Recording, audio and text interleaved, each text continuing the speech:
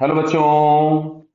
यहाँ लिखा है train is moving with constant speed v when its driver observes another train in front of him on the same track and moving with the same direction with constant speed small v. If the distance between the train is x, then what should be the minimum retardation of the train to avoid the collision? तो समझो बात को ध्यान से। जैसे मान लो यहाँ ये ऐसी सिचुएशन दी गई है आपको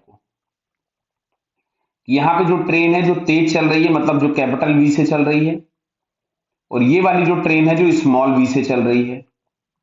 क्लियर? बराबर समझ में आ रहा बेटा? अब देखो क्या होगा कि जब तक ये वाली ट्रेन, पीछे वाली ट्रेन, मान लो ये वाली ट्रेन यहां पहुंची, ये तो बेटा वी से ही जाती रहेगी। मतलब इसको मैं लिख देता हूं ट्रेन वन, इसको लिख देता हूं ट्रेन टू। तो ट्रेन टू तो कांस्टेंट स्पीड वी से ही जा रही है। अच्छा, ट्रेन वन जब तक यहां पहुंचे, अच्छा मान लो इसकी वेलोसिटी भी कम होते होते स्मॉल वी हो गई, जस्ट इसके पीछे पहुंचते पहुंचते, तो बेटा कोलिजन बच जाएगा। और अगर पीछे वाली ट्रेन की वेलोसिटी आगे वाले से ज्यादा होगी तो कोलिजन हो जाएगा। और अगर पीछे वाले ट्रेन की वेलोसिटी कम हुई तो कोलिजन और भी आराम से बचा लिया जाएगा। तो मिनिमम पूछा गया है तो हम ये मानेंगे कि जस्ट वो जाके टच करने वाली ही थी और रोक, मतलब और दोनों की वेलोसिटी बराबर हो गई। तो मैं फिर से यहां पे लिखता हूं रिलेटिव वेलोसिटी।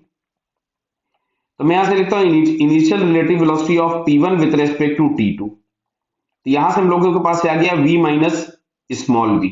क्यों?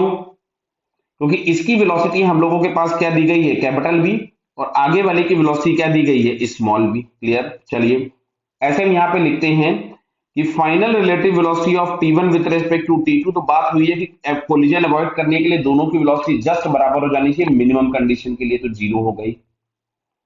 डिस्प्लेसमेंट ऑफ टी1 विद रेस्पेक्ट टू टी2, तो ये हम लोगों के पास x आ जाएगा जो कि इनिशियल सेपरेशन दिया गया था। क्लियर? ये कैसे पता चला सर? मान लेते हैं टी2 यहां से कुछ भी y डिस्टेंस और आगे चला गया, तो जो टी1 है उसको टोटल कितना चलना पड़ेगा, x प्लस वाई। तो यहां से अगर हम लोग लिख भी लेते हैं, मान लो कि डिस्प्लेसमेंट ऑफ टी1 माइनस डिस्प्लेसमेंट ऑफ टी2, तो यहां से हमको मिलेगा x plus Y minus Y. तो फाइनली आपको यहां से x मिल जाएगा। क्लियर? अब चलिए हमसे रिटार्डेशन पूछा गया है, तो हम यहाँ पे इक्वेशन यूज कर लेते हैं v स्क्वायर बराबर यू स्क्वायर प्लस 2as। तो फाइनल वेलोसिटी हो गई जीरो, इनिशियल वेलोसिटी थी v माइनस स्मॉल v का होल स्क्वायर, रिटार्डेशन है 2ax, तो यहां से a बराबर हमारे पास आ रहा है v माइनस v का whole square upon 2 into X. अब सुनो, अगर एक्सेलरेशन ये हुआ जस्ट, तो यहाँ पे कोलिजन जस्ट बच जाएगा। अगर एक्सेलरेशन की वैल्यू हम इससे ज्यादा बड़ी कर देंगे तो कोलिजन को बहुत आराम से बचा सकते हैं। तो आपसे क्वेश्चन पूछा गया था मिनिमम रिटार्डेशन, तो मिनिमम रिटार्डेशन की वैल्यू यही होगी, जो कि अगर हम यहां से चेक करें तो हम लोगों को यहाँ पे जो आंसर दिख रहा है ये फोर्थ वाला दिख रहा है क्या? ध्यान से देखिए, हाँ फोर्थ वाला आंसर हम लोगों को करेक्ट दिखता है। Clear? So it's correct answer is fourth. Okay बेटा, ऑल द बेस्ट।